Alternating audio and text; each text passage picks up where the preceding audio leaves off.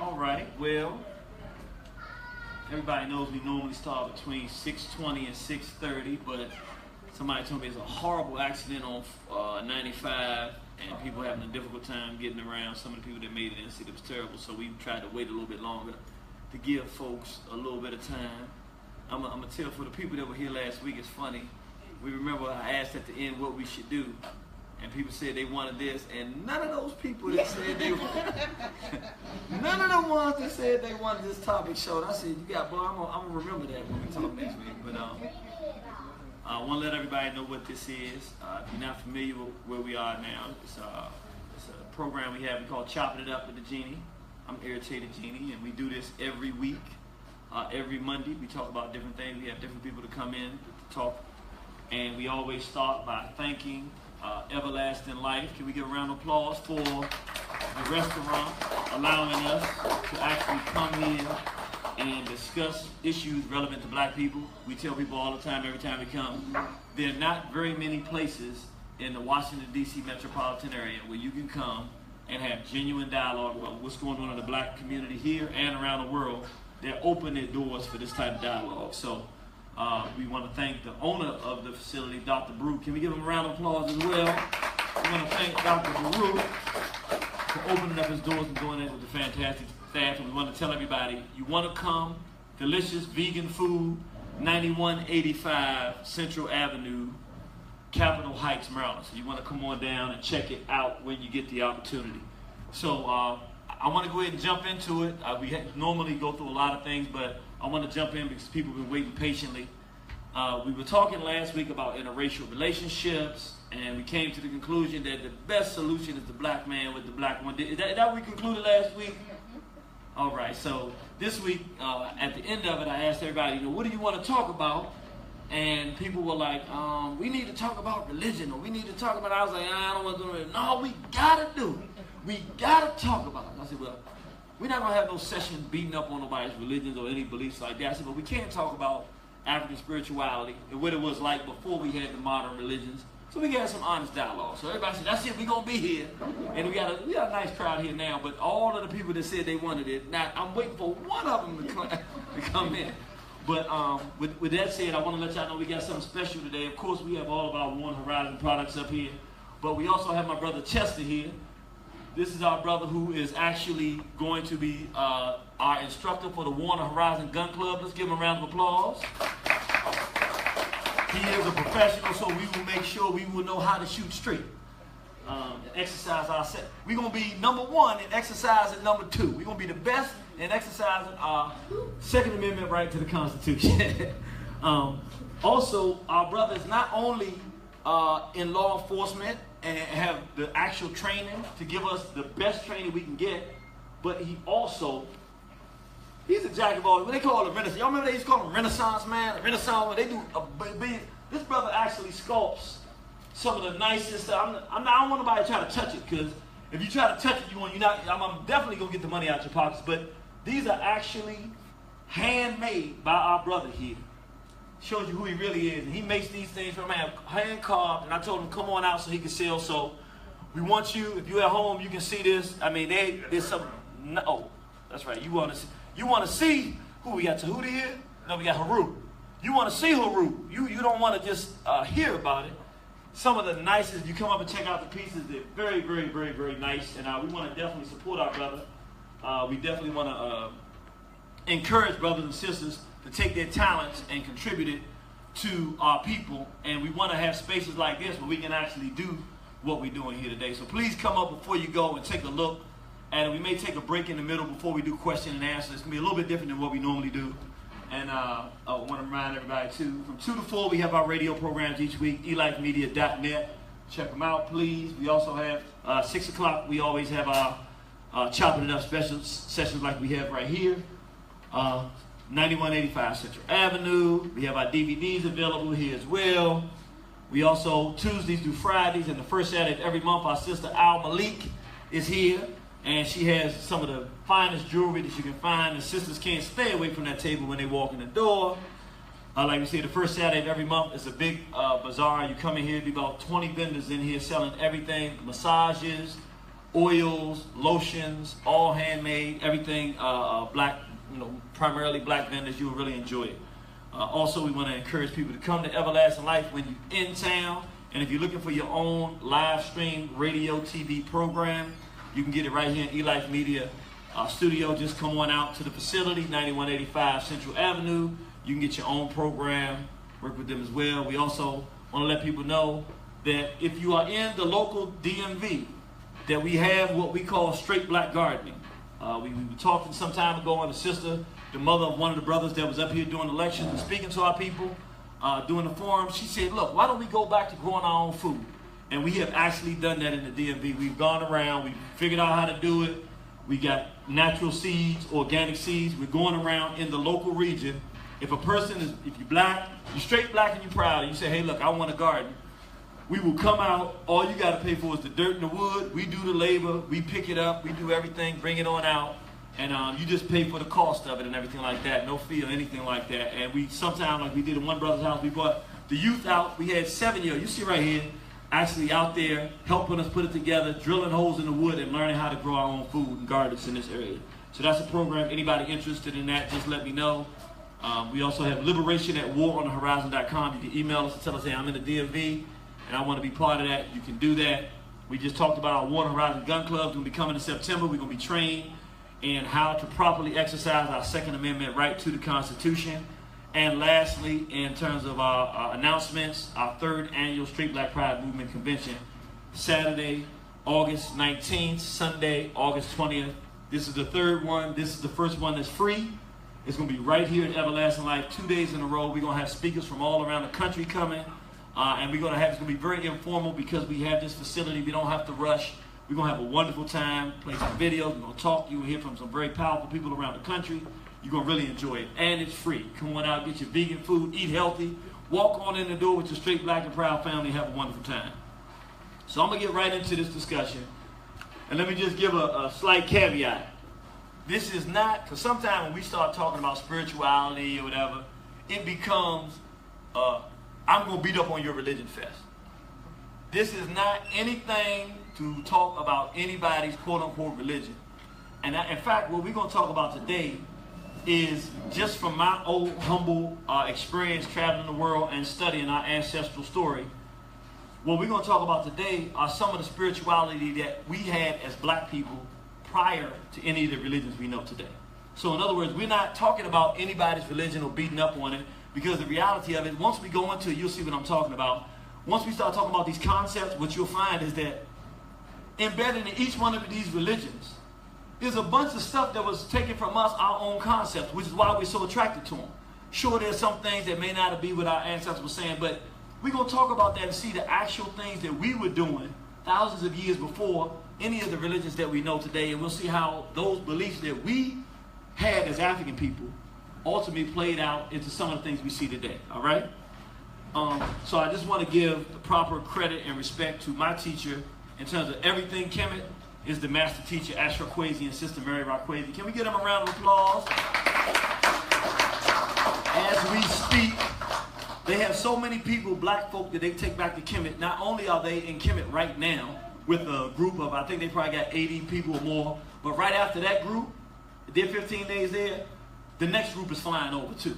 So 2 groups in a row, that's how well they're doing in terms of reaching black people and say, let's go back, connect with your own ancestral story, and go back home. So let's give them another round of applause. They've been doing this for 30 or more years and doing a phenomenal job. These are just some of the tours that, you see I've been there 7 times and really done a lot of studying, and it's just an amazing place to go.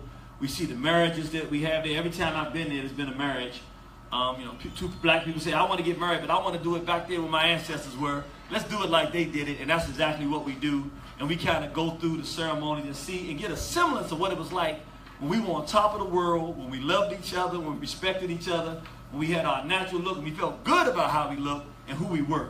So I encourage everybody out there, if you have not gone on the Kemet New Know Thyself Tour, go to KEMETNU.com. Again, that's KEMETNU.com. That's the Kemet New Know Thyself Tour.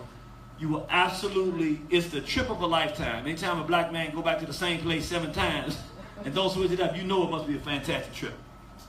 4- and 5-star accommodations the whole way, and the spiritual things that you experience when you're there are just phenomenal and unbelievable. So let me say, we're about to go into this discussion, and this is not a knock on anyone, because like I said, I studied under the master teacher. I studied on some of the greatest minds of the world. Of course, I wouldn't even try to compete with what this man, it wouldn't even make any sense. And if I was repeating the stuff that he was saying, you can get it on his DVDs anyway. What I'm going to do today is a little different.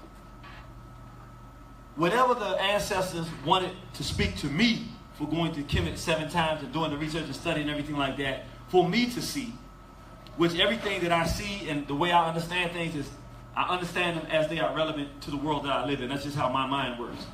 Today, I'm going to share things with you. You're not going to find this stuff in any book. Some of it you will, the basis, but the conclusions you will not find in any book anywhere. Because the things that I'm sharing are not things that I've heard anyone else share. That's why I'm bringing them to you today. They're very simple. We're not going to go deep into Kemet today. I'm just going to touch on some very simple things, but they're going to hit us right where we are today. Like the real world that we're dealing with today, I'm going to just show what our ancestors said from my analysis, and I'm going to show it to you. So you don't have to believe me. I'm going to show you where the walls tell us. It's interesting enough, but our ancestors, in my opinion, and I'll show you, they gave us the answers of what we're supposed to be doing. Matter of fact, more than that, how many people in this room have heard people say, why did our ancestors let this happen?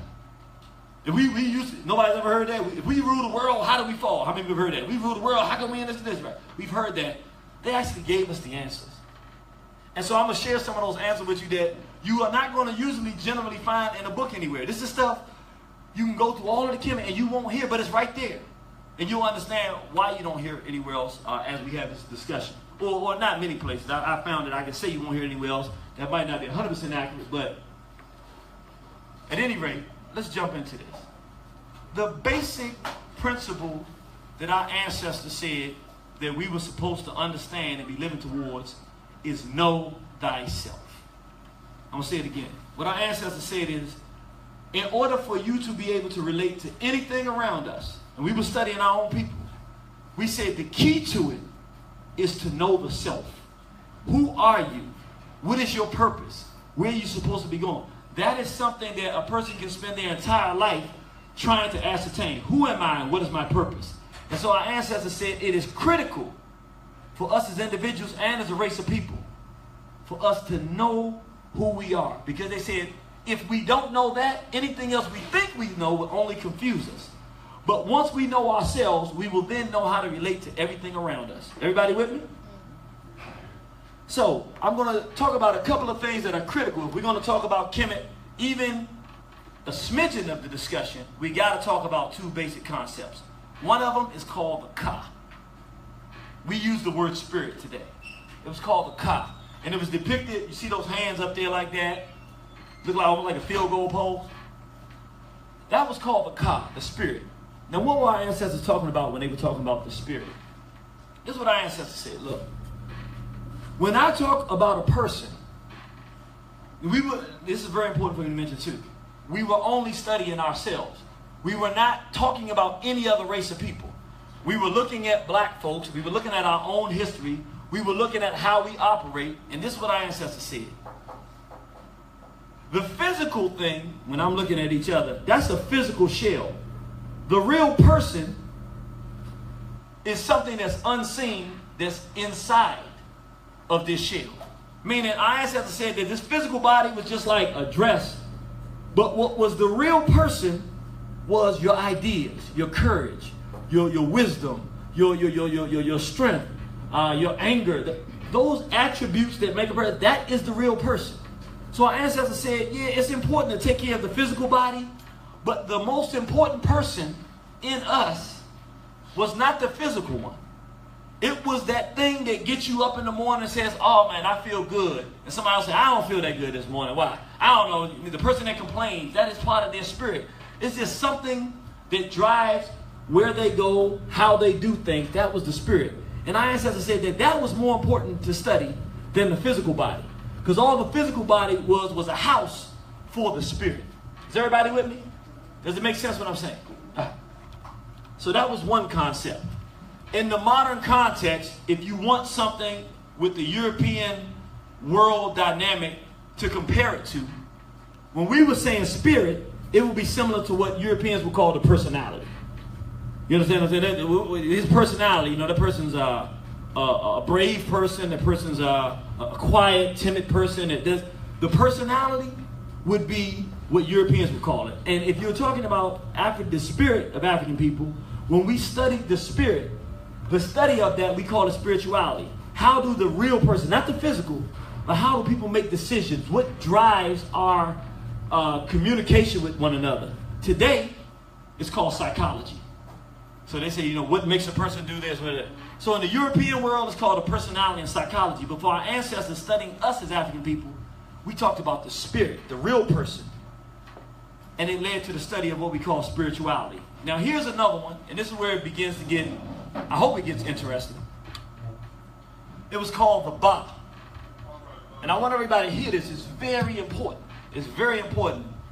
It's critical because it's really going to be the basis for everything we're going to talk about this evening. The Ba was what our ancestors called the soul. I want you to remember this. The only people that we were studying was us. We were not taking a global analysis of all folks. We were studying ourselves. Our ancestors said we had the spirit. Then they said we had something called a soul. The Ba was depicted as a bird. And the Ba was the deepest, innermost part of a person, of an African. It was the place that once you got through the spirit, if you touched this place in a negative way, there was nothing that could compel the person not to respond and resist. Because you reached the place that they absolutely have to take a stand. Or if you reach it in a positive way.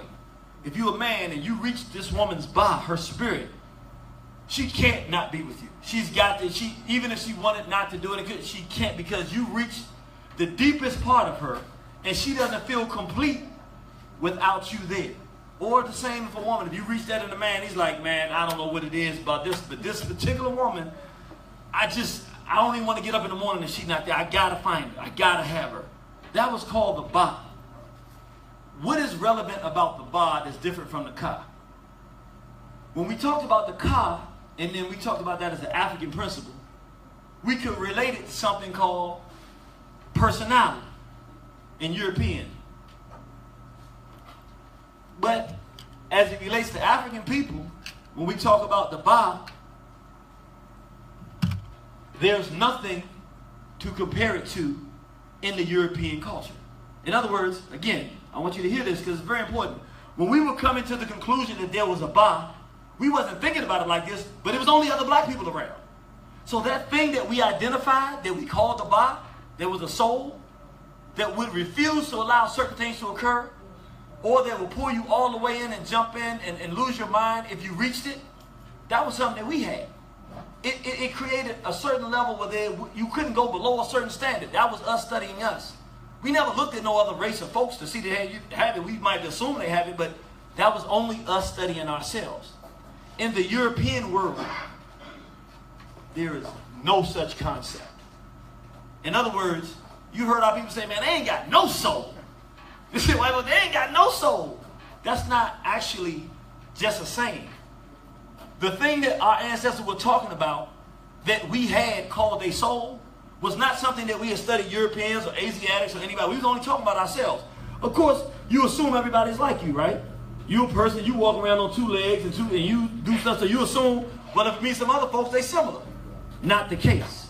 We didn't know that then, but it wasn't relevant because we were ruling the world and we were mostly primarily dealing with one another.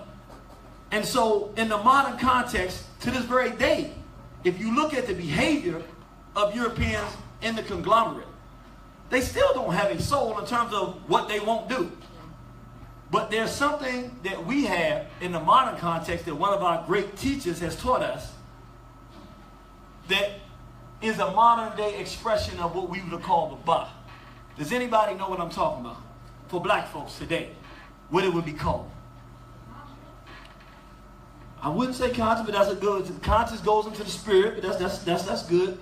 But the Ba, that thing that if you touch it, we got to do something because it's only a certain level that we can go to. It's the deepest part of us. the deepest part of it. It's going to sound strange because it's a different context today. But do y'all remember her, Dr. Frances Cress Welsing? It was called self-respect. She said self-respect was the foundation for justice. How many people here have heard her say that and remember her saying that almost religiously? What is she saying? It's very interesting. It's very similar to what our ancestors were saying in a different kind of way. She was saying that if you don't have this basic thing, meaning I feel a certain way about myself, that I won't, there's certain stuff I cannot allow to happen. There's certain stuff I can't allow to happen to my children. There's a certain place that's like, okay, it's gone too far. I can no longer sit comfortably and allow. You've reached a place that's too deep. We're not going to negotiate this. Something has to be done. She called it self-respect. And that is what we call it today, self-respect. Like, you feel good about yourself, so why wouldn't you do something? I got self-respect. I'm not doing that. Nobody will get me to do it. I care about myself. I value myself. I give you a lot of money. I don't care how much money you give me. I'm not doing that. Why? You need money. I need money, but I need my self-respect more. What is that? We're talking about the soul. Something that we have, and we assume that others have had. But even in forgetting our ancient story, we sometimes cognitively remember that they don't. Nah, man, they ain't got no soul. You know, even when we dance and we say, man, we got soul, they ain't got no soul. We actually are saying something that's more true than we can possibly imagine. Let's go a little deeper though. Because I only brought those up because I want people to have a concept of the ka and the ba. What did our ancestors say? And I'm going somewhere. I know. It's going a little slow, but I'm going somewhere. I promise you. We're not just talking here. We're going somewhere. Our ancestor, this is Ani from Purim Haru, and it was a brother, and basically they told a story about what our ancestors believed happened after we physically passed. So what our ancestors said is that the physical body dies at some point. It expires. But the spirit doesn't. Not necessarily. What our ancestors said is very interesting. Our ancestors said the physical body is going to die, but that thing inside of it, that this body is a shell of, that continues to go on. But they said, not necessarily. They say at that point, you go through a process where those spirits or those that control the afterlife, those deities or gods or whatever you want to call them, your ancestors, whatever you want to call them, they're going to put you through a test. And you're going to walk up and they're going to have a feather. And I want you to hear this part because it's very important. They said, if your good deeds outweighed your bad deeds, that your heart will be as light as a feather. And when they put it on the scale, it will be the same weight. And then you would walk by this animal right here with a crocodile mouth and a hippo back, because he like eating hearts. So if you lived a terrible life, well, he's going to eat him a heart that day. And once that heart is eaten, then it says that your spirit no longer exists. But if you had lived and your good deeds outweighed your bad deeds, it'd be light as a feather and it would be balanced on these scales. You would walk through and you could see your father Asa. Return to the father, the great father, the first one that was the seed of all of our lives here. Now, this is very interesting because, well, let me go back here. I just want to make one more thing that's very important. We're going to get into something. I'm going to tell a story, and then we're going to go somewhere. I want you to remember this piece. It's critical. It was not if you was a great person. Our ancestors didn't say that. They said if your good deeds did what? All right, remember that because it's going to be very critical as we go forward, because some of the things that we get confused about in the world today, when I start bringing it up to current, you'll understand. Wow, I get it now. I understand. This was our ancestral story we just talked about. You can go back to your father, Asar. So I just want to tell the story quickly, just for those. How many of you are already familiar with the Asar, Aset, and Haru story? Okay. Who's never heard the story before? Okay, good. Then let me tell the story. This is what our ancestors said. And I'm going to do a quick version, but just so you can get an idea. They said that the first man and woman were born together. Asar and Aset, and they were mated together, man and woman. That was our great father and our great mother, the goddess Aset, or the man and woman, however you want to look at it. And so Asar had an evil brother named Set, and Asar was the ruler of the kingdom. He was a benevolent ruler, Everybody loved him. The land was flourishing. Everything about the place was wonderful. And everybody loved him. There was harmony. But he had an evil brother. That's Asar there. He's depicted as green in this because it said he represented how fertile the land was when he was alive. Everything was going great. But he had an evil twin brother. Now, this is his twin brother, who was a jealous, envious dude. And he said, man, I'm sick of all this praise Asar is getting. I'm sick of I want to rule this place. I don't like. Now, he hated his own brother, but he envied his own brother so much. He said, you know what? Forget this guy. I'm going to kill him and take his throne. So he invited his own brother. He got 24 conspirators together. Invited his own brother to a party. And then what we call coffins today, they call them sarcophagus. He had made one for him. He said, hey, go ahead and hop into that. So his brother Asar was drunk. He had no idea what was going on. He hops in the sarcophagus and they kill him. Then they separate his body into 14 pieces and spread it throughout the Nile. And so, of course, his wife, the goddess Aset, finds out, and she's like, my husband was killed. We haven't had a child. It seemed like the entire hope of the civilization, everything was gone. It was the most hopeless time ever. Because now that he was gone, Set took over. And of course, Asar's people were angry, so there was war all over the land. While the war was going on, there was famine all over the land. While there was famine, there was murder and treachery, and everything was miserable. And they're like, how did we go from this benevolent, wonderful place where everybody got along, fruits and vegetables, to now stuff is barren, people killing, you can't trust nobody. Everything was topsy-turvy, upside down. So his wife said, even though it appeared that everything was over and hope was lost, and she should just quit, she said, no, I love my husband too much. And she went around the Nile, even being hunted, and escaped the hunters and found all of the pieces of his body except for one. She didn't find his phallus. And so she put his pieces back together and wrapped him up in white loincloths to give him a proper burial. And as the story went, he was so moved by the loyalty and the commitment of his wife that his spirit arose and came back to life. And without any physical touching, his spirit went into her and impregnated her with a child. Now, what was the concept of that? The idea was that if you pick a good black woman, a good woman, even in your absence, even when you're gone, she can recreate you and bring you back to life even better than you were when you were here. This is what our ancestors believed about women. That's how much they love them. They said, if you get the right woman, a black woman, she's going to be committed and she's going to absorb the greatness in you and will reflect that and can reproduce it. So now she has a son named Haru, who she nurses and who she says, look, this is what she tells him the story. She doesn't hide it from him. This is what happened to your father. And said, this is what we're going to do. You're going to grow up. You're going to have to go to war with your evil uncle Set. And you're going to have to return this kingdom to balance. And you can imagine a little boy hearing that, being scared out of his mind. Set, but he's evil, he's wicked. She said, yeah, but you're going to defeat him because you are your father. So, a long story short, he grew up, developed an army, and he went to battle with his evil uncle Set. And the battle was so tremendous, he even lost the eye in the battle. But as the legend went, he lost a physical eye.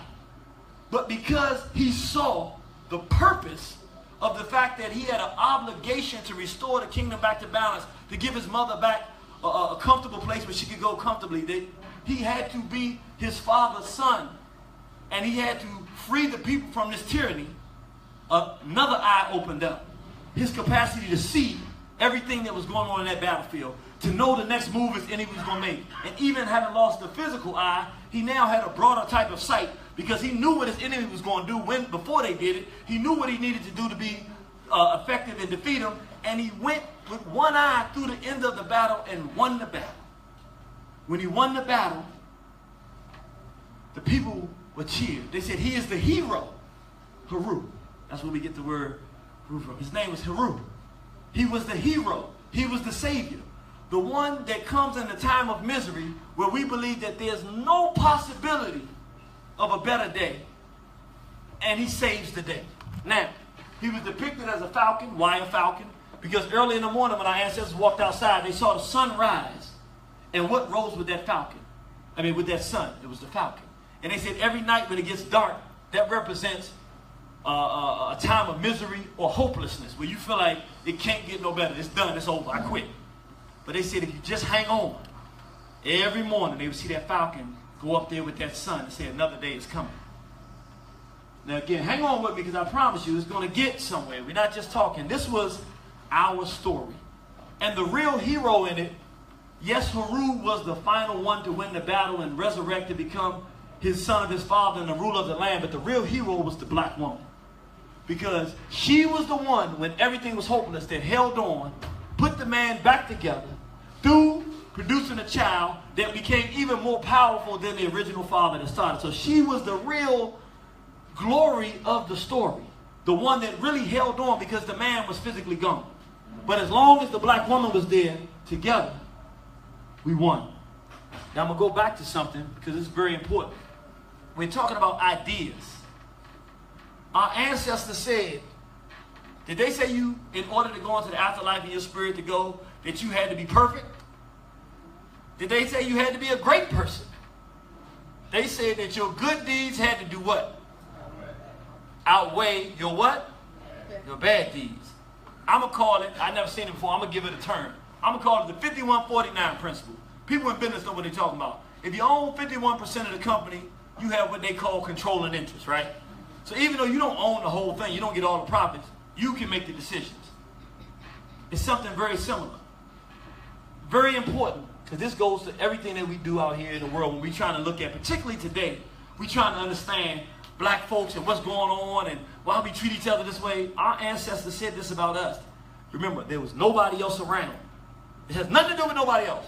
Our ancestors said that in our race, good, this is before anybody, good and bad are balanced. But it just so happens that for us as a race of people, in the end, our good always, in the end, our good outweighs our bad. I'm going to say that again. Our ancestors said, look, not just as a race of people, but even as the individual. They said, in each one of us, there's a battle, Haru against sin.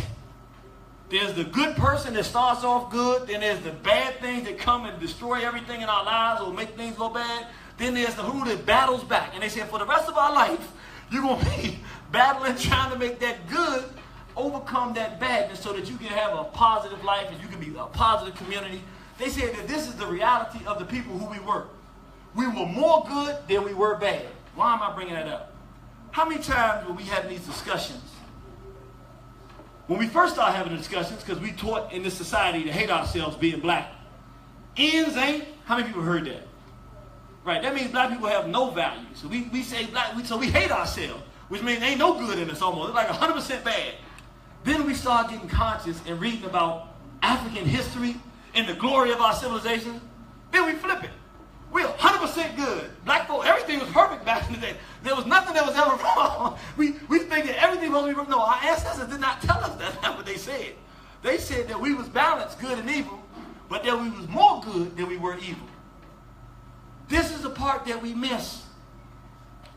The European wasn't in this story. I'm going to say it again. It may take a time for this to sink in, but I want you to hear this. It's more relevant than anything anybody can tell you. Nobody's figured this out. We're talking about thousands of years. I want you to hear this. I wouldn't lie to you. You're not going to find this in a book nowhere. Hear me. This is something that no one's figured out. This is our concept of the world. Even to this day, as we begin to talk some more, I'll show you when the things that we do is still there. But somewhere in our mind, we assume that everybody else is like us. That we're more good than we are bad. We assume the same thing about somebody else. We assume that there's some good in somebody else.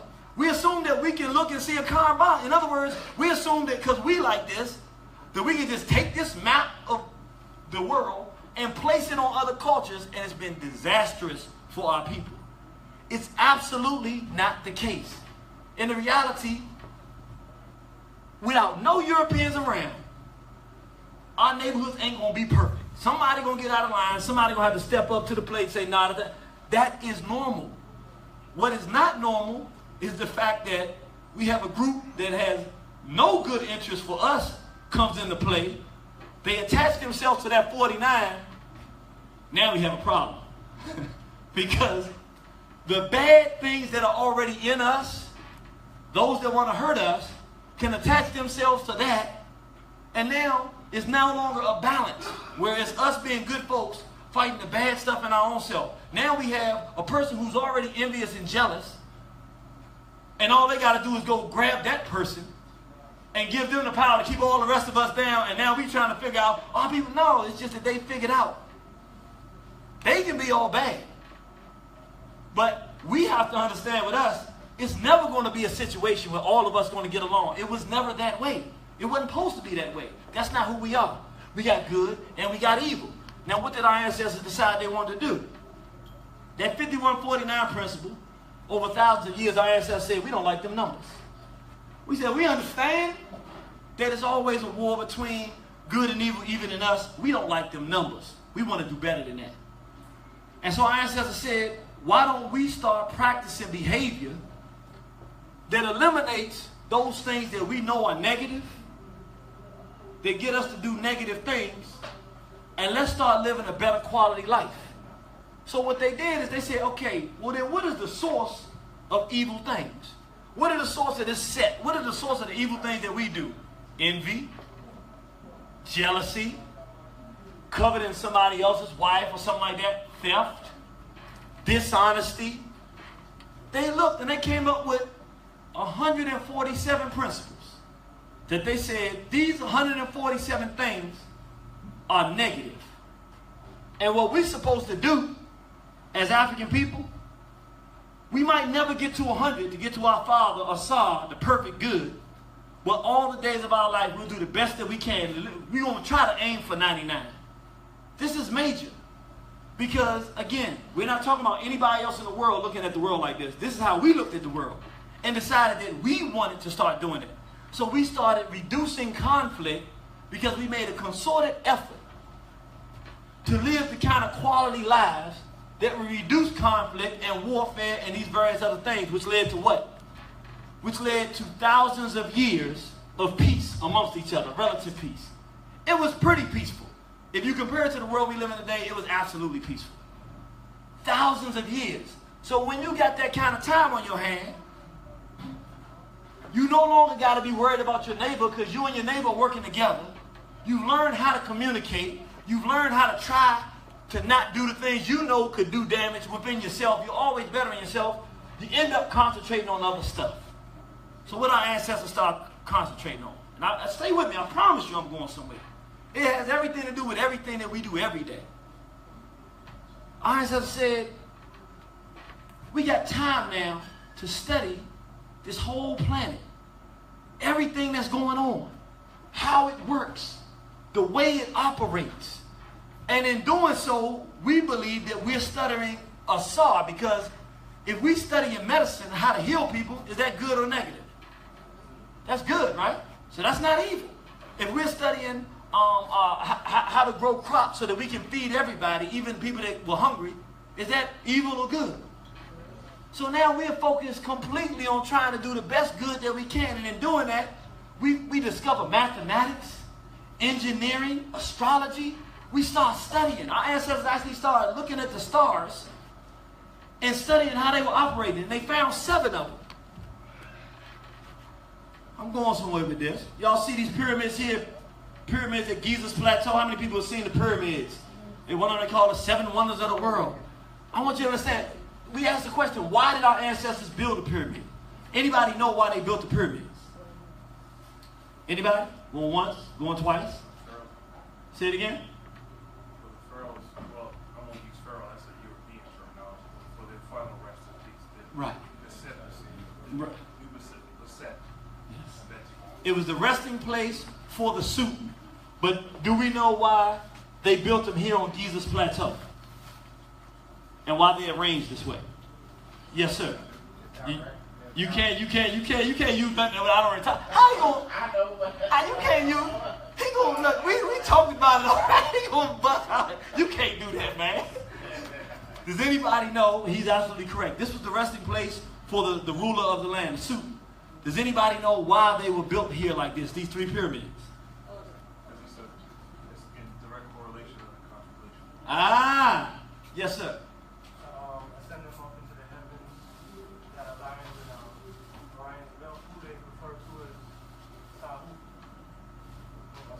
Ah, yes. I was going to say the stars don't align.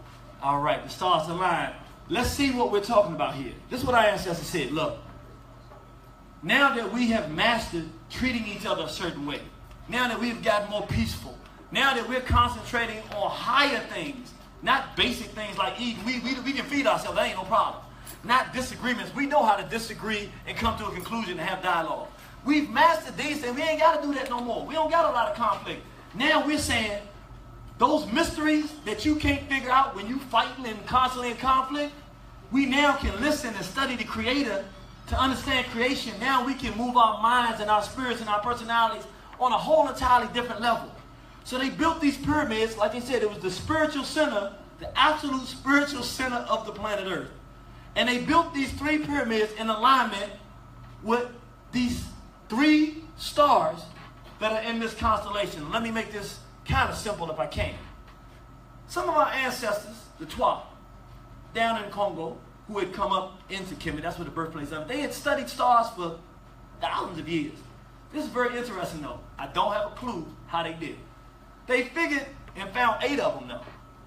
And they said, wow, if we study these 7 stars and this one that rises on December 25th, we can actually determine when there's going to be a flood coming, when there's going to be a drought coming, when we need to plant, when we need to harvest. They said if we study these 8 stars, particularly the 7 that you see here and the one that rises, it tells us everything, even to the point of us creating a calendar based off of every time this thing rises, that's when we're going to start over again. In other words, our ancestors were studying. Now I want you to understand, if you go to African today, you'll even see this. If it's a clear sky, it's more stars than you can count. So I don't know how they picked 7 out of the gazillion stars that you see in the sky. But they found these ones. And they said everything that they were doing in studying these stars was giving them all kind of answers to everything. So they began to say, you know what? Our universe and the mysteries that are born out of this particular planet here, they come from there. So that must be our father or son. Is everybody listening to me? Because they studied these things, and so they said, well, what we're going to do is we're going to build these 3 pyramids here, showing that, listen, we have listened. We have put aside all of our combat and conflict, and we have listened to you who have created us and this whole universe, and God, we listening. We respect you. We give praise to you. And we want to show you how much we humble ourselves to those teachings that are available for us if we would just tune into them. And so our ancestors said that that constellation was a star. So if you can see, they did it as if he was a man. The 7 stars, but these would be his 2 shoulders.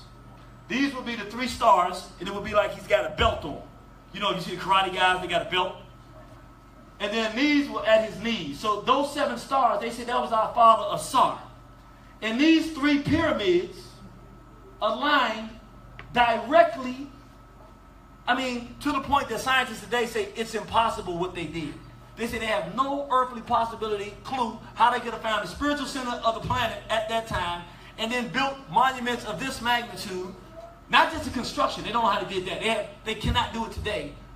Over 2 million stones in perfect alignment. If one of them is off an inch, by the time you get to the top, the whole thing falls apart. They said how they did it, they have no clue, but they did it in direct alignment with these stars in the universe. What had happened? Our ancestors had achieved what they thought was absolute greatness, in that we had now begun to move closer and closer to the Creator because we were studying the creation. And so we were demonstrating. See, this stuff comes out in the wash. Because remember, everybody came into our land to get learning. When we did it, we told our ancestors, we said, listen, we told Asar, we have studied you and we build in here to show our praise. When you see it now, in the modern context, it comes out in the religions that some of us look at. We just don't know the origin, but we hear it like this. Matthew 6:9, 6-13. Our Father, who was who back then? That's right. Our Father, Son, which art in the heavens, hallowed, praise be thy name. Thy kingdom come, thy will be done on earth as it is in the heavens. What is this? This is where our ancestors had said, we're going to build on earth what we've seen up there with our father Assad to show you how much respect we have for you. That has traveled thousands of years now. And now ends up in some of the religious systems that we see around the world. But we can't identify it because we don't know. We don't know thyself. We don't know our own stories. See, a lot of the stuff, we beat up on people that are in different religions because we get this new information. But I tell people, it took me years to do this. Because first when you find out, you feel like you've been cheated and lied to. But at some point you realize, well, this is actually our story. Or this part is. And the reason our people are attracted to it, it might not be everything about us true, but the part that is attracted to it is the part that is us. Maybe instead of fighting with our people, what we got to be able to do is help our people find out who they are. And once they see who they are, then they no longer have to be trapped there. They can seek the truth, and it'll do what? Tell me. What is the truth supposed to do? It's supposed to set you free. Let's talk about another thing. It wasn't just stars that our ancestors studied. Our ancestors started paying attention to everything. Plants and animals and everything. And what they noticed, they said, man, this baboon is something special about this guy. I've been to Africa and I've seen it. It's the most amazing thing. The baboon comes out early in the morning. Every time that sun rises, he comes out, and our ancestors had a concept they called the sacred baboon. Who was the sacred baboon and why was he sacred? Every morning, the sun would come out. And if you see any baboons, they're wild creatures. They loud and they do all that stuff. But in the morning when that sun comes, they don't do that. They just go out there. It's like they're in a daze. They just stare at the sun. Now we understand that the sun is the center of our universe. This is what we rotate around. So that's like a powerful thing that the Creator made to show the power and the majesty of this planet. Without the sun, nothing grows here. There's no life here. So the baboon, I said, look at him. He ain't going out there like he loud any other time. But when that sun comes up, remember Haru? Where did Haru fly? Where does the falcon fly up? In the sun. That hope. The baboon in the morning just get quiet. And he started looking at this thing and he just giving, it's almost like he's giving total respect and homage. And then after a while, as the sun gets hotter and brighter, the baboon just starts going like this. He just starts basically saying, look, we gonna fight when this is done, but right now, this is incredible. You just incredible what we're seeing and what we're experiencing here with the sun. It's just magnificent. And so our ancestors said, you know, that's almost a demonstration of how we should be putting all of the fighting and stuff aside. And if we would just cool out and look at the Creator and just listen and give proper respect for the majesty and the greatness of what's being produced, we could probably do great things. And so they said, you know, the baboon is sacred. And the way that they praise is something that we can duplicate. So again, if you're looking at the pictures now, you see them. This whole concept of the way we pray came from us looking at those elemental forces around us. Even as we related to the sacred baboon and saying, if that's what he does to show homage, we can do the same thing to bow our head and say, what you produce is tremendous. Now look, give me some more answers so I can do some more amazing stuff. I want some more answers to cures to diseases. I want some more answers to figure out how to build a ship to go to foreign land. Give me some more answers. I'm listening now. Let me walk. You remember George Washington Carver? How many people are familiar with him? Do you remember what he said the plants would do? Say it again. They would talk to him. Now come on, now work with me with this. George Washington Carver said that the trees would talk to him. Does anybody know what happened to George Washington Carver when he was a child? Yes, sir. Talking about his father's family, living with the full family, I think. Say it again. Say it loud. He's castrated. Say it so they can hear you on the Facebook Live. He's castrated. He was castrated. They had what they call bushwhackers. And they'd come and they'd kidnap him and his mother and his family. And They end up getting him back. The family that had him as a slave, they got him back, but he had been castrated, and then he never saw his mother again or anything like that. I'm bringing it up for a reason. Who else did we talk about? Huh? Sorry. I saw. But, you see, have you ever seen George Washington Carver? What complexion was he? How dark? Was he my brother Chester dark? You look like a mulatto compared to my brother. To my brother Joe. He was a jet black man who actually lost that. So that's why he never had children, was never able to reproduce that genius through having a child. But what did he do? He was able to take that energy. He couldn't have a wife and children. They took that from him. But he could take his brilliance and listen. And the plants would say, look, nah, don't do it that. Do this. Come here. I'll show you what I can do. And he said they would talk to me and they would give me the answers. That's why I say when we talk about yesterday and we talk about today, it's really hard to put that into a context if you don't know your story. See, if you know your story, it makes perfect sense. They say he is really a reincarnation of Asad, castrated, taking that from him, but becomes one of the greatest scientists in the history of the world. That most of what we do in agriculture today is because of this one man. He saved the whole southern economy because of his brilliance and his genius, because he was able to listen. And that's that spiritual wisdom that was passed down for generations. Now, of course, I show this picture because it's not knocking, beating up on anybody's religion. What I'm saying is the things that attract us to different religious systems that are not controlled by us or ruled by us are the things that actually belong to us. Now, they can give us anything else with that and we might end up going with it, but the things we actually fall in love with are the things that are actually ours. And so and I think most people will understand better if I say it this way. I think we can all agree on this. No matter if it's Judaism, Christianity, or Islam, black people are better Muslims, better Jews, and better Christians than anybody else in the world. We spend more time trying to live by the principles, teach the principles, even trying to beat the principles over other people's heads. Am I correct? Y'all know what I'm talking about. So, I want to say one problem. We see that we had thousands of years where this worked. It created a problem for us, though. This is the problem. We became so interested in concentrating on Asad and on being peaceful and good and goodwill and concentrating on that type of energy that we start applying that or assuming that these ideas and this way of living and life will be the same for other folks as we were. And what did that do? I'm going to keep it real. We got soft. We ain't want to fight. We assumed that because I can talk it out with another African, that's going to work with somebody else. We assumed that everybody on the planet thought like us, and we had these Asiatics trying to come in for thousands of years, and we kept pushing them back. But now we were so spiritually arrogant, if you will, because we had achieved so much. We was like, you know what?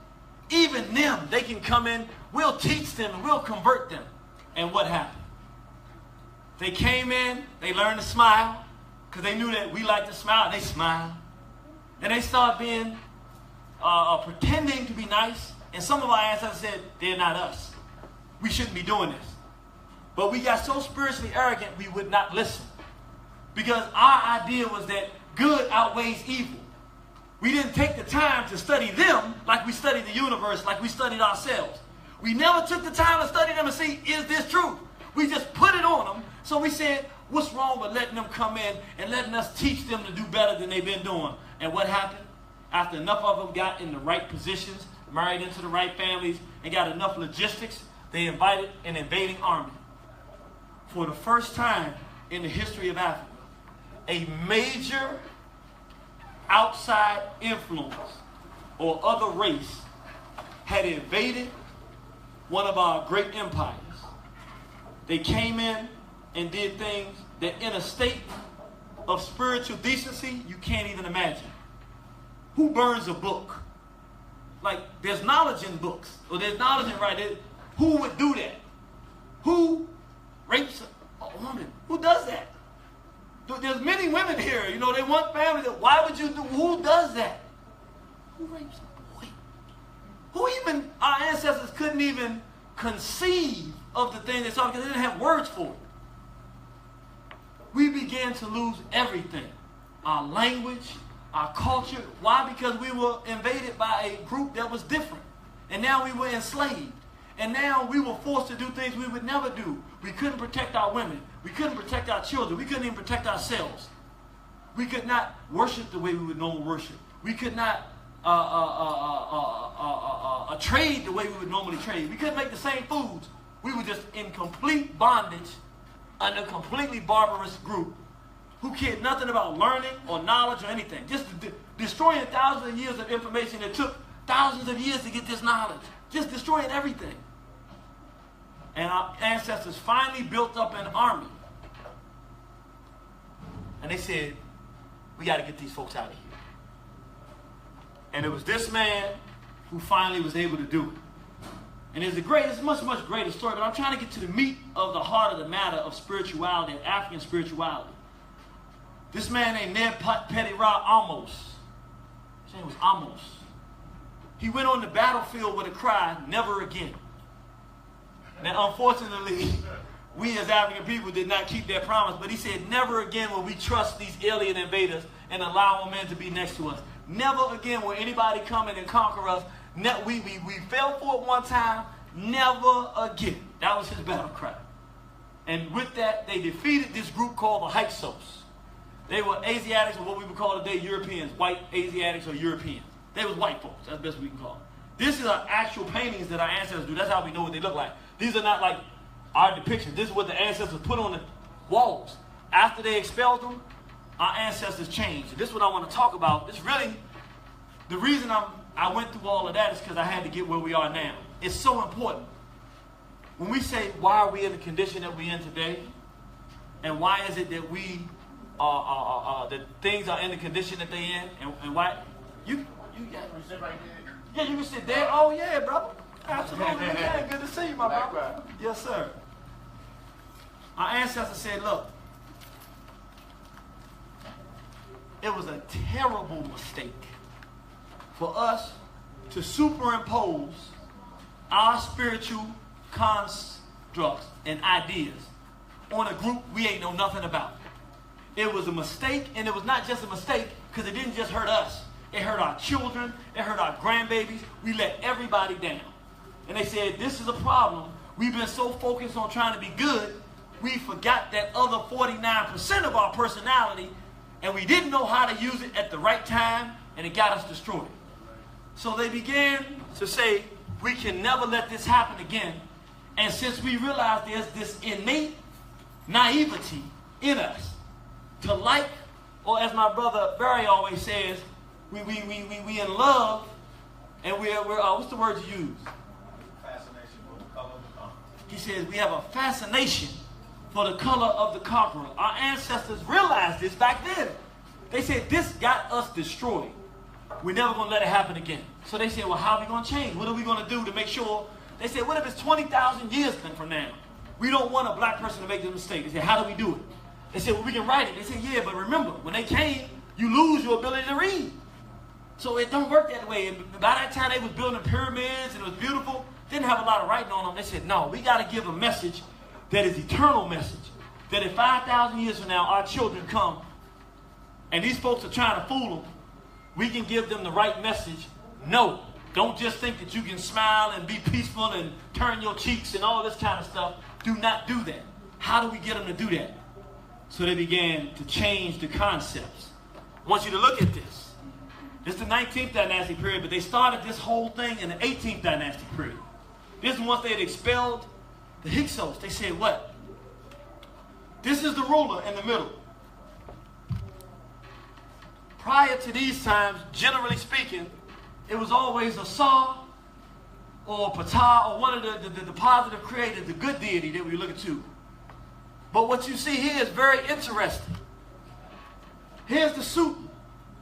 By the 19th dynastic period, our ancestors changed it up. Said, no.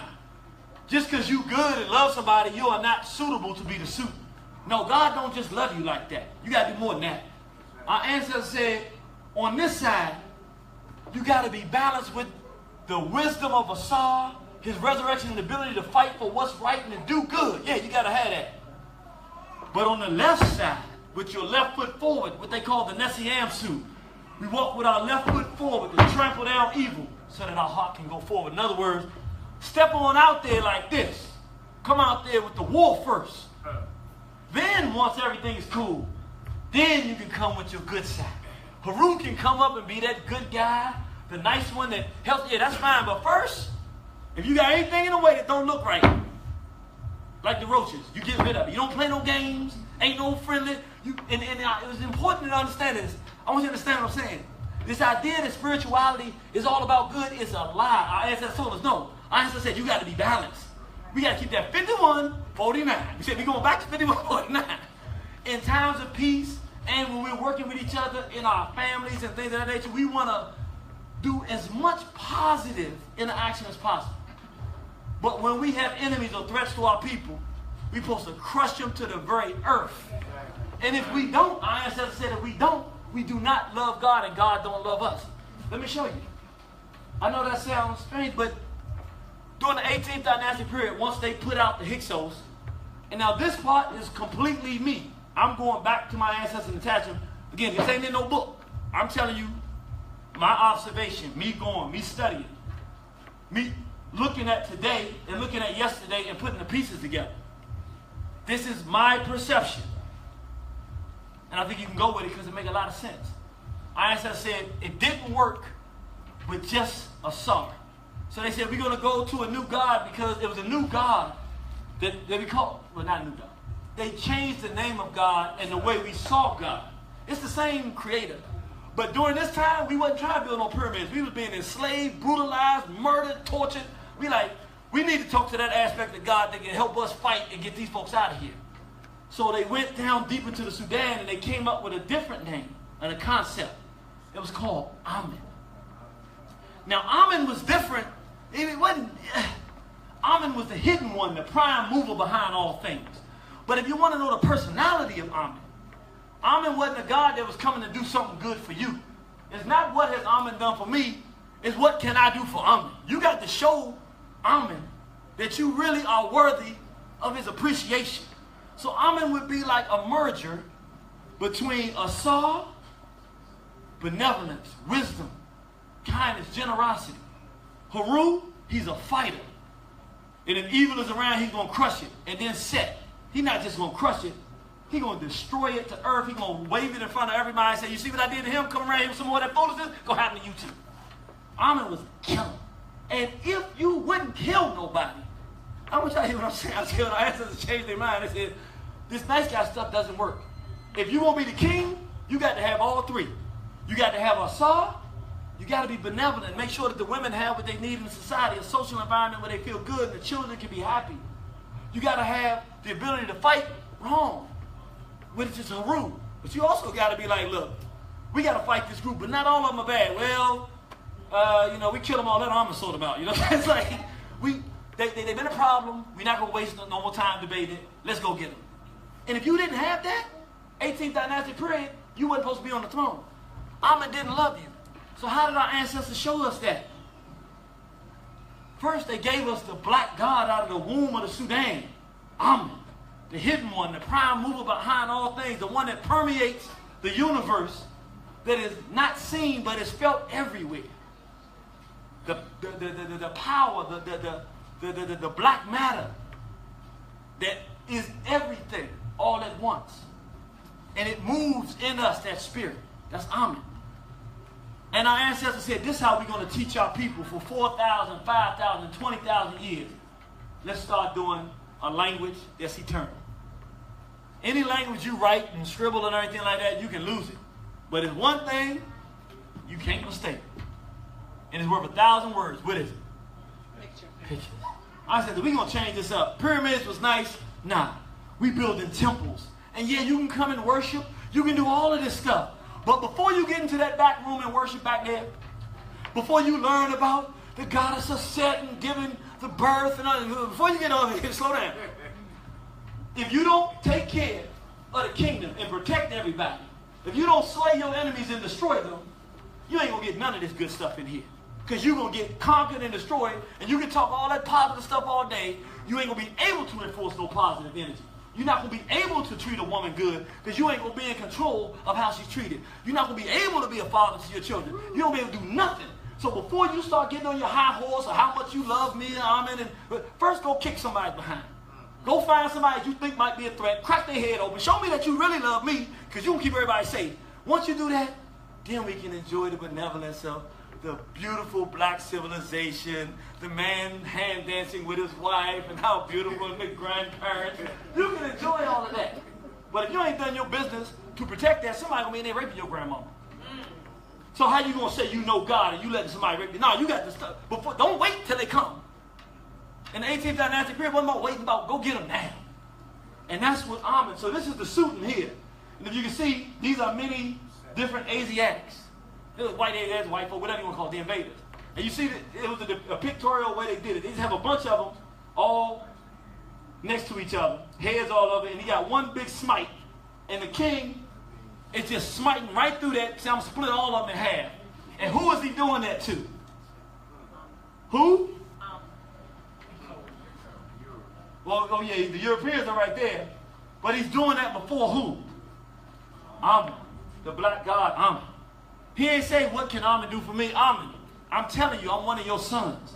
Look at these enemies all around here. Look at the parts. Bodies everywhere. I tell you, I'm going to keep your people safe. I don't play that stuff. I'm going to keep your daughters safe. I'm going to keep your sons, and they're going to be decent men, and they're going to be fishermen. Everything you want from us, you're going to do. I told you, I proved it. Now can I be your son? And Amen comes with the smite and says, yeah, get one more of them and then we good. You see Amen right there with the dagger? Our ancestors changed and said, no, we can't see God. It's just this nice, benevolent person because we got enemies. God got to be balanced. It must be a balance. This is what I want you to understand. I've been to this, I took these are my pictures I took. I mean, I put the Amen picture right there, but this is the wall. I put the picture right there just so you can see who that is. That's Amen. But I want you to understand. Our ancestors told us this thousands of years ago. These folks are not our friends. And they said we ain't all good. So let's stop pretending like everything about us is good. But what we need to do, exercise our good energy with one another. And then when we got problems with other folk, then we bring that set out and we let Amen do what he do. We're going to let Set, that aspect of our people that's supposed to defend, that John Jacques Dessalines, that Nat Turner, that Queen Nanny, these folks that say, you know what, and I'm going to say some things because I'm talking about time. The leaders who were most effective in leading our people, even if they didn't study ancient Kemetic, they said things that if you know what? If you know thyself, you'd be like, are you serious? Anybody in here familiar with Haiti? You remember in John Jacques Dessalines, the great general John Jacques Dessalines' speech, after they had freed themselves and put the French out, among other things, among him criticizing people because they wasn't destroying it. He said we had promised the Europeans that for what they did to our ancestors, we were going to destroy them. And now that we've won, you all are being slow to do your job. We must keep, he was a promise keeper. He said we got to keep our promises. Everyone that we find on this island, they not going to make it. Because this is what we told them we was going to do when they was killing our babies. They didn't listen. Now we've won. Now we're going to keep our promise to the ancestors that are in the grave that fought for this. But there's something else he said. When he started out, it was powerful. He says, if we've learned, and I'm paraphrasing, if we've learned anything, what we must know is that these folks are not our brethren. They will never be so. And as long as we allow them asylum amongst us, they will forever be the instigators of problems amongst our people. And for that reason, we must keep our promise and rid them. And this can become any black person who steps foot on this land from this point forward in Haiti. No matter where you are in the world, you are a free person and you are a Haitian citizen. This is the personality of that freedom fighter. If you go before him, his spiritual father, Bouk Mondeti, what did he say to start the Haitian Revolution? He said, yeah. Give up your white God, you are free. Yeah. But he going fast. He getting right to the meat of it. But he started by saying, God, though hidden in the sky, watches over us.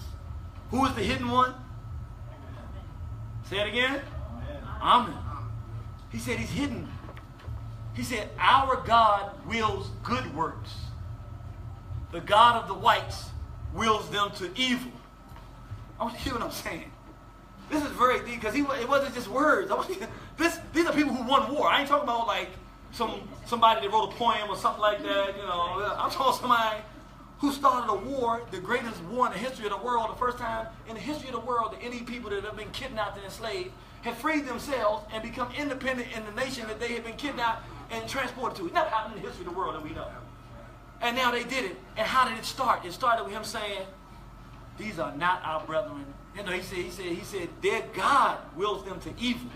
In other words, whatever is inside of them ain't what's inside of us. He said, our God wills us to good works. Who was that? In the beginning. It is. In the beginning, who was it? Assad. That's right. So yeah, I know he's going. Then he goes on, Boukman Dutty, in the prayer to start the Haitian Revolution, and he moves into what my brother says here. He says, throw away the image and the likeness of the white man's God, who has so often brought us to tears and misery, and listen to freedom, which speaks within your own hearts. I'm going to say it again. He said, throw away the image of that white God, because that's the one that has enslaved us, that has brutalized us, and all. Get rid of that idea. And listen inside of you. What did we say, that thing that's the deepest inside of us that said we should not allow this kind of, what do we call it? Self-respect. What do we call it in Kemetic? The Ba. Yeah, y'all getting it. What was he saying? He's saying, listen to your Ba. The soul of our people says this is tyranny. This is unrighteous, and it's wickedness, and it should be met with a smite. Now I want you to understand, I'm not promoting violence or anything. I'm just telling the truth. I'm talking about the freedom fighters. Nat Turner, read it again. I don't think we don't see. I've been to Kemetic, so I've seen it. If you read Nat Turner's confession, the real confession, where he sat down with Thomas Gray. Listen, I can't make this up. You go read it for yourself. He said, I would be in the field and I would start seeing blood in hieroglyphics on the blades of grass. I want to say it again. Hieroglyphics is the metanoia. That's the thing. Now, I didn't make this up. This way he said. Now I'm trying to figure out, how does a black man in 1831 know about some hieroglyphics and metanoia? How does he know that? But even deeper, he says, and it really, first of all, you know, I don't know how many people know this, but this is the legend. I don't know if it's true or not, but it says his mother was a princess in Nubia who was kidnapped and dragged across East Africa to West Africa into enslavement. And that, I didn't make this up. You go research it, you look at it. That is the story. I don't know if, I don't know the accuracy of it, but that is the myth of Nat Turner's mother. At any rate, he says, I would begin to have these visions, and I would look in the sky and see men in strange poses going to war with one another. Now, I was always a Nat Turner fanatic, but when it was about my third or fourth time when I was in Kemetic, because remember, I'm just like y'all. I'm just like everybody else. When I went to Egypt looking for spirituality, I'm thinking everything is going to be the nice guy stuff.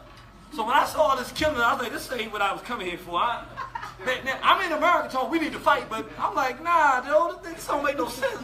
Man was killing her and fighting all the time. It wasn't until I went into the temple in Abu Simbel, Temple of a Million Years with Ursamat Rasa Temporary Remesu Mariaman, right?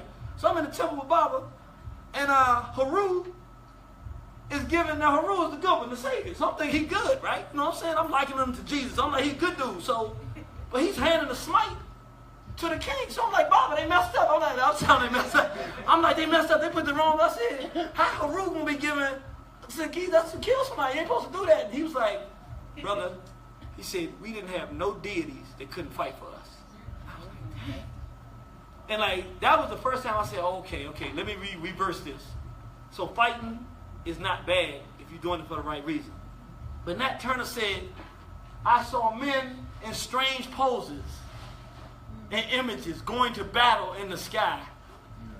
And when I went to Kemetic, I never forget when I started looking at it, I said, I read the Nat Turner there, I said, man, wait a minute, they say his brother from Nubia, and I'm looking at these temples, I said, I swear to God, these are like men in strange poses in the sky. And I was like, I'm like starting to get a little spooky with the spirituality, like, what's going on here?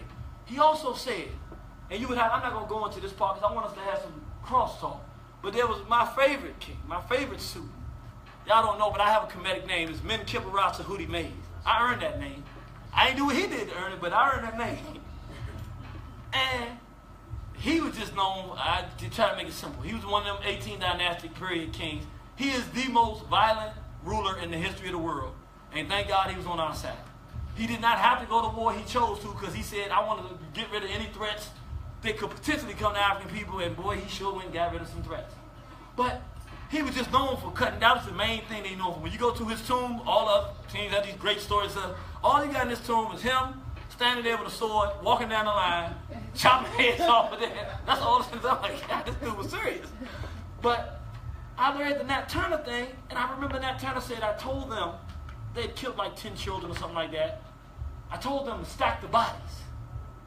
He said, because when the enemy comes, I want them to be terrified and think and get scared. And that, I want them to, it's psychological. And I said, God, if this brother wasn't talking the stuff that I saw with my own 2 eyes and the lessons that I'm beginning to learn from my own ancestors, I don't know who is. But I was like, this is what was messing me up. And I'm almost done. We're going to take a quick break, get some food, come back in, and we're going to chop it up. But this would really mess me up. I was like, really? We can sit here and argue back and forth all day long. Martin Luther King, no matter how you feel about him, can't none of the preachers touch Nat Turner. I mean, let's just be real. I mean, they did great stuff. We can talk about it, but you can talk about all the preachers you want. Ain't none of them get the bodies like this. I mean, he got bodies while a slave. I'm just telling you. He's enslaved. Get 4 dudes together and say, we're going to end this whole thing. And we're going to end it the hard way. We ain't going to go begging for no changes in laws. We're not trying to prove our humanity. We're just going to go and get that body thing going. You know what I'm saying? Wherever they at, we coming to them, we're going to give it to them. Most people don't know. In 1831, do you know how effective that was? Do you know that after Nat Turner's rebellion, after they caught him and hanged him, that in December of the same year, the Virginia Assembly met, and by 4 votes, they voted to keep slavery. I want you to hear what I'm saying. The entire assembly met. Them white folks were so shook at what he had done. By 4 votes. It was 7 votes, but if 4 votes had voted to get rid of slavery, 4 votes would have said, let's get rid of it. Slavery was about to end in Virginia. That's how badly it shook the whole entire state of Virginia, which is the heart of the Confederacy. That's how afraid they were. So I'm saying, with all of that, I never understood. How come when I go to the Christian church, he was a Christian? I mean, if I was a Christian, I mean, that would be my favorite picture on every wall and everybody. You can't say he did nothing wrong. He was trying to stop slavery.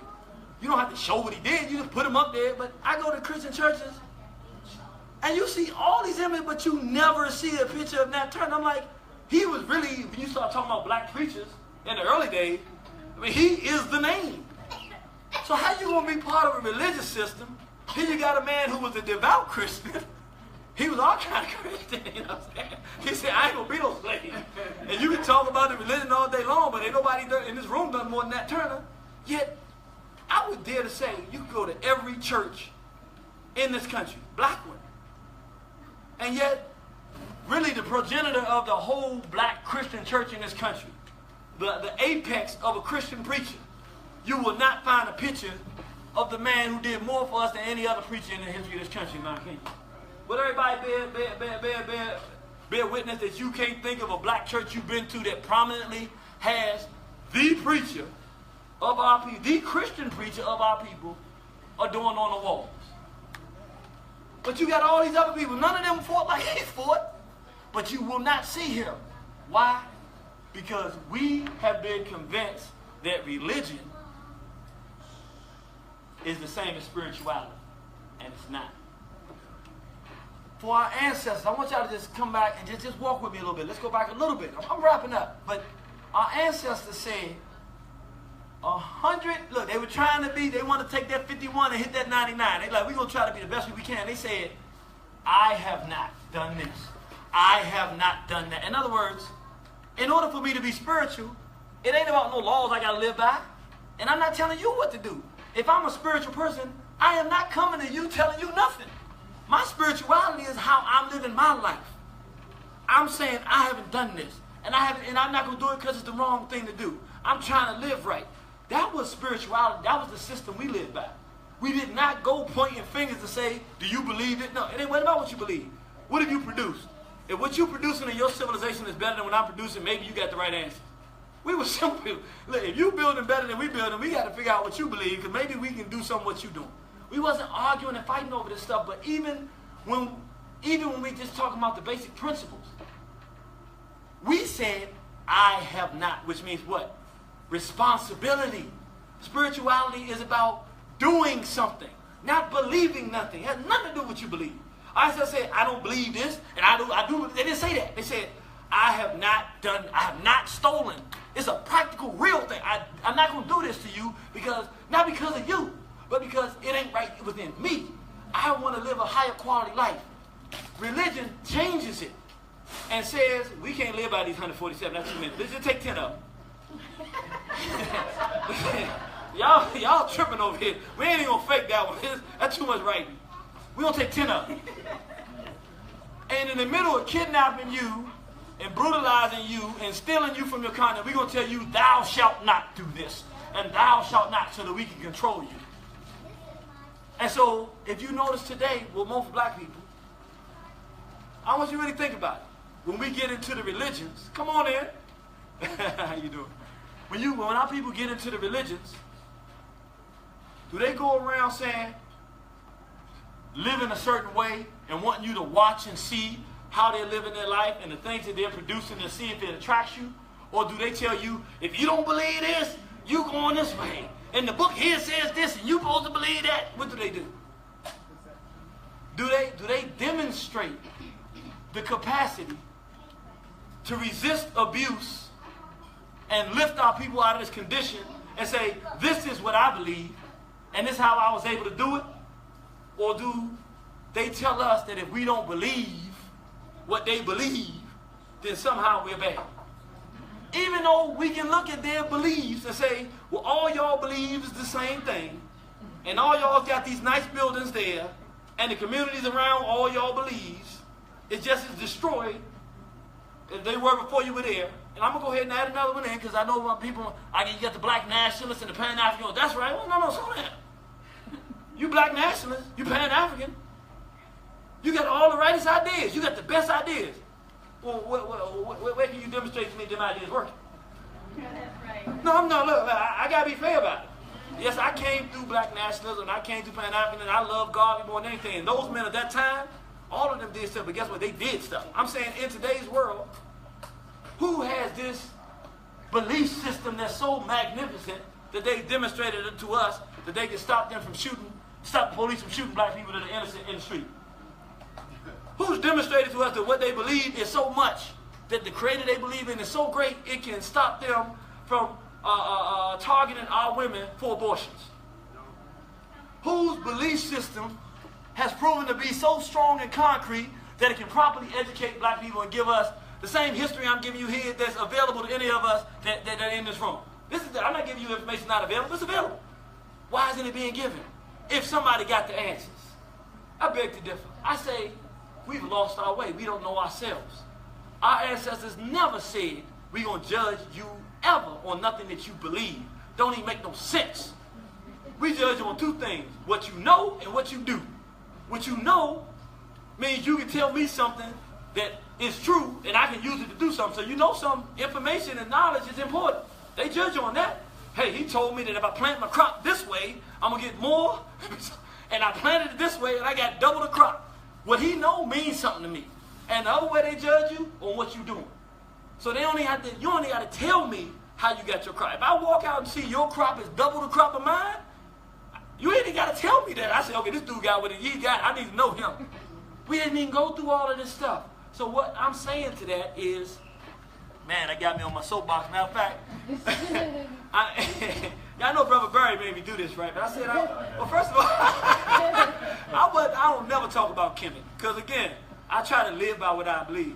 What good is it me to come up here and talk about Kemet when we don't know how to defend ourselves with the Second Amendment? I'd rather get a brother that can teach us how to defend ourselves with the Second Amendment. What good is me to talk about what I know about Kemet and our ancestors had the black man and woman in balance, and I got to bring in Sister Crystal Owens to tell us how to keep our relationships working? It don't make sense.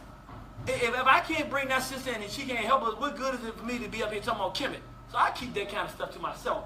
But the brother was telling me I'm being irresponsible because I do know some things. He said you need to share it with the people because they might be receptive and they might could use it. And when I thought about it, I said, you know, I've been feeling the spirit. I'm actually, he got me September the 14th, I think it's been on Sunday. I'm actually going to be doing a lecture at Thurgood Marshall Falls, Where's Your Black God? Draining the Army. And it's going to be way more intense and deeper than this. We're going to get onto some real stuff. But I want to know, honestly, with a show of hands, in terms of what you heard today, who heard something that actually makes sense to you and you think that you can actually use in your everyday life? Who says that it was a worthwhile discussion that we talked about this week? All right, I appreciate that. So I'm going to end this part of it, then we're going to take a quick break, then we're going to go to question and answer. It says the kingdom of heaven is within you. Remember Bookman said, listen to liberty which speaks within your own heart. He said, and whosoever shall know himself shall find it. So now, it's the same thing, know thyself. And I want to say this last part to wrap it up. Do you know why we fall so in love with the freedom fighters that fight for our freedom? Say it again. That's who we are. Say it again. Oh, I didn't think she's going to get it on the right. Say it loud. That's who we are. That's our story. That's who we are. Our ancestors said that someone will come that's going to fight. So when people come and fight like Haru to give us that, we fall in love with them. It's part of the hero. It's part of just who we are as a race of people. Ain't no magic to it. We love the hero. We love the fighter. These are the two primary, well, there's three. There's a number, but I'm just almost in the primary things that African people in our right mind, what we respect. And it's also why, see, some people know this and they exploit us with this. But I want to share it to know, so we know who we are and we can see how we get exploited. One, we respect teachers. It's who we are as a race of people. The person that teaches us something, there's a loyalty that we have. It's like, even if the person's a bad person, have you ever noticed, you find somebody that's a bad person, but they taught somebody something. It's very difficult to tell that person who learned it from them, if they're black, how bad this person is. Nah, they broke this out. That person could be a lowlife. Yeah. But it's part of our history. We love teachers. Two, we love freedom fighters. It's just our story. We love the person who saw something bad and went out and fought it. And God forbid if they beat it. Even if they don't beat it. If they fought it, and it was something that we would have a hard time feeling like we would fight, we just, oh man, that's amazing. It's our story. We also love healers. There was a great man, I didn't talk about it, but his name was Imhotep. You know, there's so much to talk about, but if we sick and you can fix that, ain't nobody in the black community more revered than the person can say, what's going on? Nah, you need to do this, and it actually work. So what happens is, that's beautiful, and when those people come, we gravitate towards them. But unfortunately, in our state today, many of us have become corrupt, so we pretend to be teachers. Because we know that our people love teachers, and all we teach them is give me more money, make me more richer. You go back home and work for me and worship me. Some of us pretend to be healers because we know that our people are sick and are looking for healing, and we trying to get paid to do that. And some of us pretend to be freedom fighters who get paid by our enemies to pretend like we fighting for black people, get all of us behind them only for them to tell us, no, calm down now, I got it all cool, and then nothing ever happens. It's because we don't know thyself, but them Europeans, they know thyself. They know ourselves. So our enemies know us better than we know ourselves, and it is easy for them to put things in place to manipulate how we operate, because these very things that are the very essence of who we are as a race of people, we don't know. You're not going to believe me when I say this, but it's the truth. If you look through our history, there are very few, if any, examples of when we were cognizant that we had an enemy, we were unified, and we decided to fight together, that we've ever been conquered. I want you to hear this. If you read the destruction of black civilization, what you will find is that in every case, they turned some of our leadership against us, and that's how they beat us. No matter what the numbers are, no matter how great their weapons are, when we are united and agree to fight them, and agree we'll take your terms. We're not going to sit here and try to be your friend. Okay, fine. You want it? Like the Haitians. The Haitians said, this is what you want. You make sure this is what you want, because you're going to get it. We accept your challenge to try to destroy us. Just remember, if you lose, ain't no talking when it's over. They lost. Because the Haitians were more than any other group of black people able to hold it together long enough. But even in that situation, the whole time they fighting, they could have won the war generations before. It's always some of us that our enemies have found and attached themselves to that 49%. Our enemies attach themselves to the evil and the wicked, the jealousy, the envy, the desire to rule over others. They find those weaknesses in our characteristics. They attach themselves to it. Then that's what they turn on us, and we end up fighting each other, which is why we have such a hard time. We feel like we can't win because we're fighting ourselves. If we get that group of black folks out of the way that support their interests, they don't fight like we fight. This ain't their story. They just barbarians. They just, they're not stupid, but they're not like us. They don't think like us. They don't think as fast as us. They're not as brazen as us. They're not as brave as us. They just don't have it. You bring them to a ground game, and we are convinced, not that we're trying to be friends or that we want you to see us as human, but it's a beef. You know how brothers do say, it's a beef, dude, because it ain't nothing to talk about, you know. When we get to that, it's a beef, and we looking to save African people, we looking to save our children, we looking to produce an environment that's conducive to positive stuff for black people. But what about, well, is they one of us? No. Well, what about them? You know what I'm saying? Hopefully they're not here when we get here to build this up, because they're going to have problems. Like, we're not interested in nobody else's humanity. We're not interested in none of this stuff. We're interested in saving our own people and standing up and being a proper reflection of what our ancestors. When we decide to do that, I know it sounds probably fantastic. We're going to win. But now, the process of doing that is what we got to figure out. Because that process is deeper than anything Europeans have taught us. Before they taught us to superimpose our personality on them, we did it. It wasn't no white folks coming into Africa saying, believe that I'm like you. Give me this idea that I'm human and I'm fair and I'll be right. They didn't tell us to do that. We done that. Which means that's our problem. That ain't nothing. Yeah, they use it to their advantage and they've helped to make it worse. But the reality, that is a dysfunction of African spirituality, where we take our assessment of us, superimpose it on them, and then think we're going to get dealing with them what we would get dealing with us. So we think if a brother he got a beef with you and you say, look, man, I don't want no, I'm good. A brother going to be like, yeah, that's what I thought. You better not forget it and walk away. It don't work like that. You ain't dealing with your brother. And we haven't gotten, I'm going to say the last part, because I promise it's the last. I said about the last one 15 times. I got like a lot of last ones, you know what I'm saying? But this one I want to say too, because it's important. It's really, really, really critical. And it's an issue that we hear all the time. We have an idea in our African mind, because this is who we are, and it's a problem. This part of it is a problem. That good always overcomes evil. And that even in our story, Asar, Aset, and Haru, that Set might represent the evil of white folks. We don't get it. Set was before white folks. No, that's the natural good and evil. That's the battle of life within us. Whenever we incorporate the European into our story, we become integrationists because we have this dying need to have some association with them. They ain't in our story. Do you want to see where they are in our story? Our ancestors told us they ain't in our story. Our ancestors said, here they are right here. That's right. I ain't telling you with my opinion. This is who our ancestors, that's who they are. You hear the whole thing? Well, it's only one race. So now you're looking for a reason to be a brother to the person trying to exterminate. What are you talking about? We have a dying need to superimpose some kind of brotherhood on this thing that's trying to destroy us when our ancestors already made that mistake for us and showed us the way. They done already told us that it don't work. They didn't just tell us.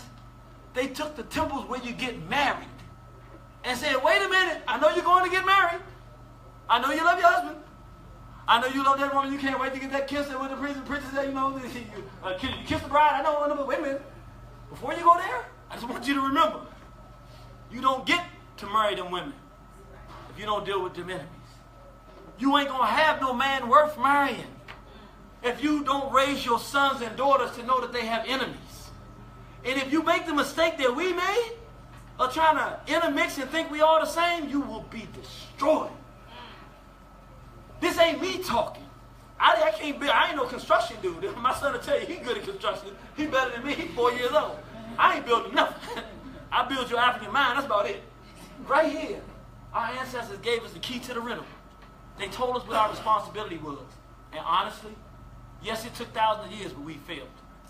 Now it's time for us to get back on track and recognize this. That story is our story.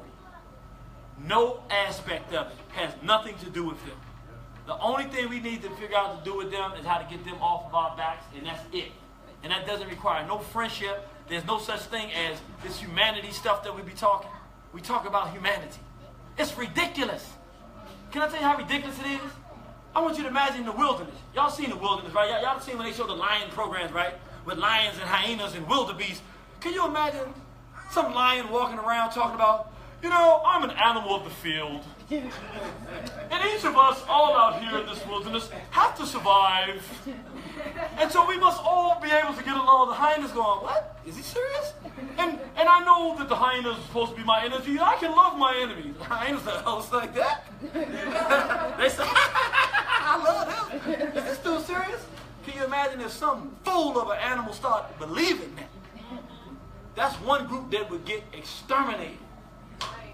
We are a race of people in a world where every race is seeking power and dominion. And because we're the only ones walking around in the same way that our ancestors, everybody's our friend. We all one race. It's just one race, the human race. We can all love each other. It ain't about race no more. See, it's a global world. It's interconnected. It's interracial. It ain't all about race and black and white. We run around talking about that while the whites are saying, okay, what are their numbers now? Okay, they were having 6 children apiece now. Now they're down to 4. Now they're down to 3. How long will it be 0? The Asians are saying, okay, look, we sent our first flotilla into Africa, into the first country, but we're planning on sending more to overthrow the country. And the Asians is our friends, because I got a Chinese friend too. And if you marry one, that's okay. And the white folks is my friends too, because I got a good French friend. That's talking about the French that are over there murdering the Africans that are over in France right there. None of that. That's talking about the French that have imposed. How do you impose? You lost to the Haitians, and then you impose a tax for losing the war. They've been paying since 1804. You know, 1806, I'm sorry, but the bottom line is, what I'm saying is, I think you already know what I'm saying. I'm not going to stop. So what I'm going to do, I'm going to force myself to stop, because I just go the rest of the night.